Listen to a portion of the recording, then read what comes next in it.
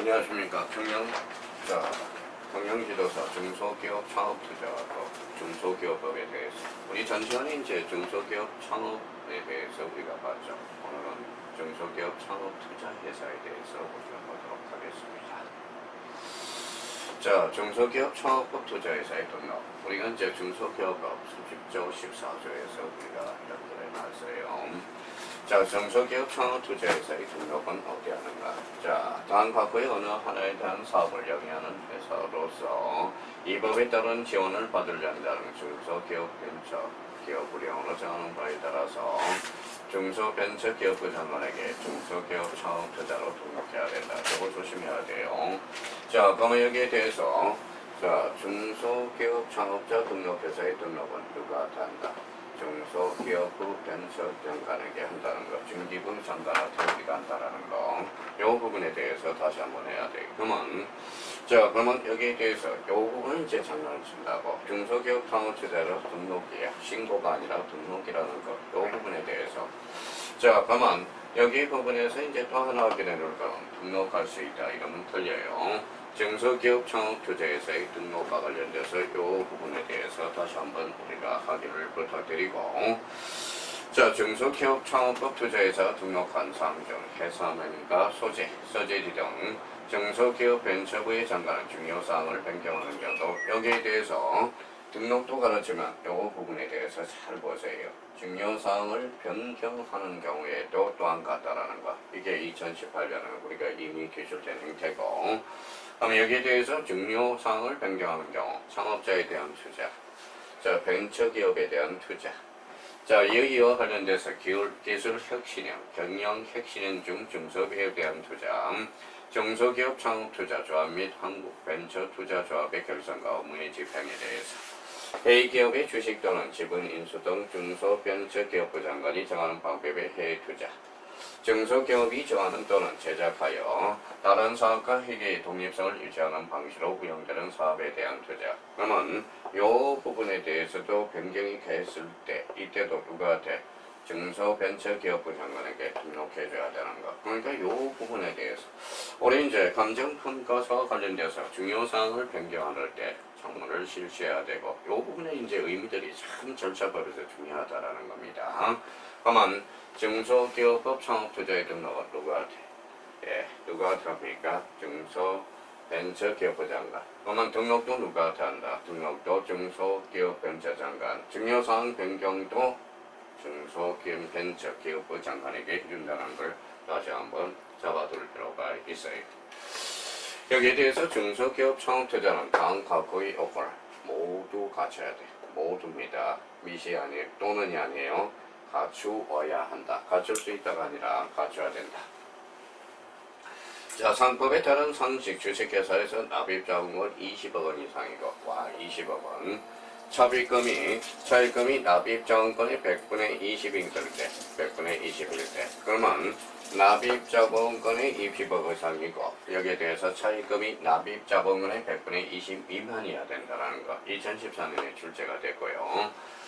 자, 이번에 다음 과목의 어느 해당에 해당하지 아니한 자에 대해 이 부분에 대해서 여기에 대해서 미성년자, 비성년 후견인, 비한정 후견인 2019년 출제가 됐고요. 대표적으로 이제 얘네들을 뭐라고 그래요? 이분들을 제한능력자라고 이야기하는 겁니다. 제한능력자. 제한능력자의 대표적으로 이제 미성년자, 비성년 후견인, 비한정 후견인 이 부분이 있고, 내용과 관련돼서 파산 선고를 받고 복권되지 아니한 자, 권고 이상의 실행을 선고받고 그 집행이 끝나거나 집행이 면제된 날부터 5년이 지나지 아니한 자. 자, 그러면 또 하나, 금융 관련 법령을 위반하여 벌금 이상의 형을 선고받고 그 집행이 끝나거나 법령이 집행된 날로부터 5년이 지나지 아니한 자, 금융거래 등 상거래의 정당한 사유 없이 약정한 날을 3개월 이상 지난 채무가 1천만 원을 초과하는 경우 초과하는 자. 그러면 여기에 대해서 다음 항목에 해당하지 아니한 자여야 돼. 창업투자에 해당되려면, 그럼 기업과 관련돼서 다른 중소기업 창업투자회사의 대주주 또는 임직원, 대통령으로 정하는 기준에 따른 상관하는 전문 인력과 시설을 보유할 것.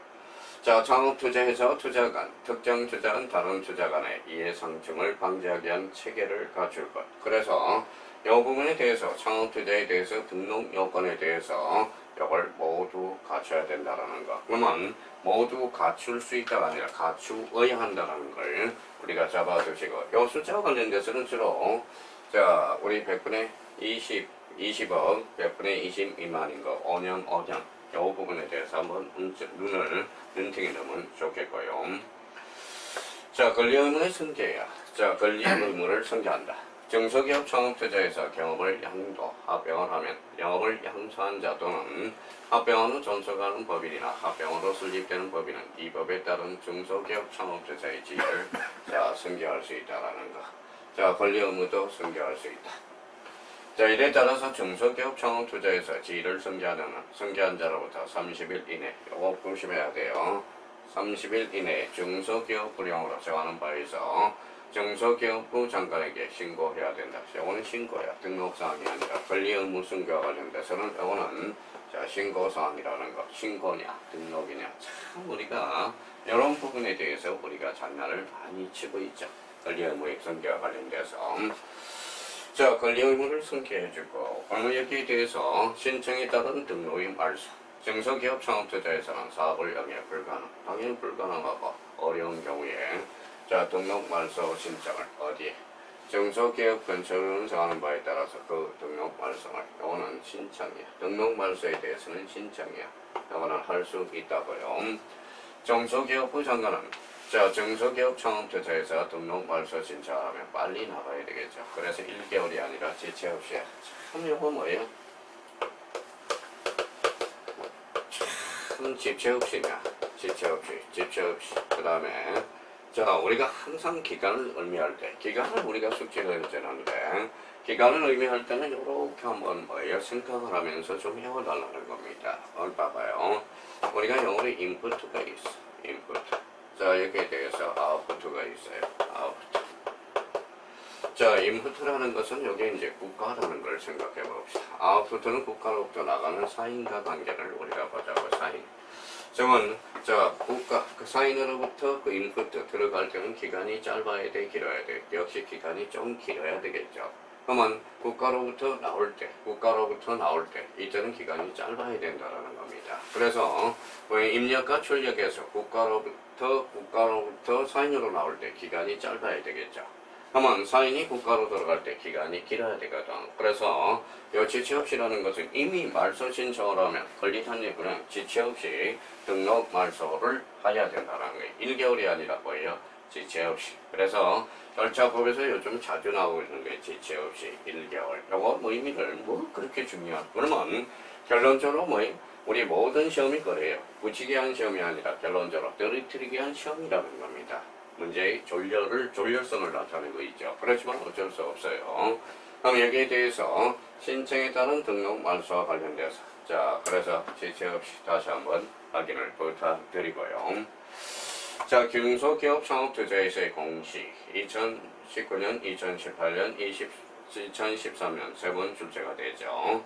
그러면 여기에 대해서 이제 공시 알려준다라는 거, 투자에서. 그러면 공시, 다음 투자에서는 다음의 사항을 공시해야 된다. 조직과 인력에 관한 사항, 얼마나 조직과 인력을 가지고 있고, 재무와 관련돼서 손익에 대한 건, 중소기업 창업투자에서의 결선 및 운영 성과에 대한 사항, 여기에 대해서 경영 개선 조치를 요구받은 경우와 업무 정지, 시정 명령 또는 경고받은 경우 조치에 관한 사항. 그러면 여기 1번, 2번, 1호와 2호와 3호에 대해서는 좀 알겠는데 요 4호에 대해서도 특히 우리가 공시를 해줘야 되는 것. 업무 정지와 시정 명령과 경고를 받은 경우 그 조치에 관한 것으로 알려줘야 돼. 그래야 내가 그만 공소기업 창업투자에서 믿고 거래할 수 있다는 걸 확인할 수가 있죠. 그래서 조직과 인력에 관한 사항, 자, 재무와 손익에 관한 사항, 그 다음에 운영 결성 및 성과에 관한 사항, 우리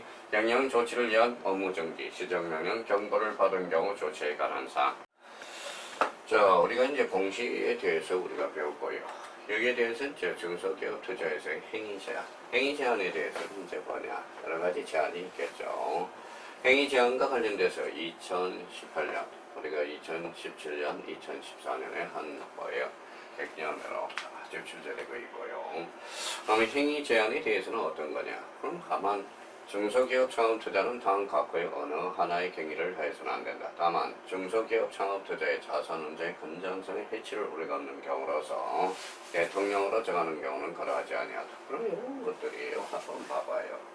자, 이게 기업의 그러면 자, 3조 1항에 따라 업종을 영위하는 기업에 투자하는 행위. 자, 독점 규제 두 가지입니다. 독점 규제 공정거래 관한 법률, 상호 출자 제한, 기업 집단을 속하는 회사에 투자하는 행위. 자, 그러면 금융기관이 주식을 취득하나 소유하는 행위. 창업보유센터의 대통령을 근무상 부동산을 제한, 부동산을 취득하거나 소유하는 행위. 다만 반복권 진행으로서 비업무 부동산을 취득한 경우는 그러하지 아니하다. 이 부분에 대해서 우리가 봐두고요.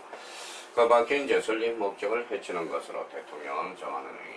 여기에 대해서 이제 여러 가지 건전성을 끼치는 문제야. 창업 투자라는 것은 역시 투자는 건전이라는 거예요. 돈 놓고 돈에 대해서 비리가 나올 수 있겠죠. 그래서 재무 건전성을 해칠 때 업무를 제한할 수 있다라는 것. 그러면 만약에 여기에 대해서 비업무 부동산을 취득한 경우 1년 범위 내에서 중소벤처기업부령으로 정하는 기간에 이를 처분하여야 된다라는 것. 여기에 대해서 대주주 행위 제한이 있겠죠. 대주주. 자, 중소기업 참여회사의 대주주도 있다라는 겁니다. 중소기업 창업 투자에서 이익에 반하여 대주주 자신의 이익을 얻을 목적으로 다음 각호에 해당해서는 아니해서는 행위를 하여서는 아니 된다라는 거야. 참 아니 된다가 아니라 하여서는 아니 된다. 참 뭐야 말이 어렵죠. 이 부분이 또 출제 포인트가 될 수 있다라는 겁니다. 자, 그러면 이와 관련돼서 부당한 영향력을 행사하는 것. 자, 그 다음에 또 하나는 경제적 이익 반대급의 제공을 조건으로 다른 주제와 단합하는 것 안 된다라는 겁니다. 부당한 영향력을 행사하는 행위 안 된다라는 거야. 자, 그러면 중소기업 투자회사로 하여금 이 법 행위를 요구하는 행위 안 된다라는 거야. 사후에 그래서 통상적인 거래 조건과 비교하여 해당 중소기업 투자회사의 현저하게 불리한 조건으로 대주주 자신의 제3자의 거래를 요구하는 행위. 그래서 여기에 대해서는 대주주 행위 제한으로서 다음에 해당한 것은 절대 하여서는 아니 된다라는 거. 아니 된다가 아니라 하여서는 아니 된다라는 거. 필수의 의미가 있다라는 겁니다. 여기에서 자금의 차입 등과 관련돼서 빗나오는 거죠. 19년, 18년, 17년, 16년에 출제가 됐고요. 중소기업 창업투자는 그 사업을 수행에 필요하면 정부가 설치한 기금, 국내 금융기관, 외국정부, 기구로부터 자금을 차입할 수 있다. 중소기업 창업투자는 사업 수행에 필요한 재원을 충당하기 위해서 자본금과 적립금 총의 10배의 범위 내에서 자체를 발행할 수 있다.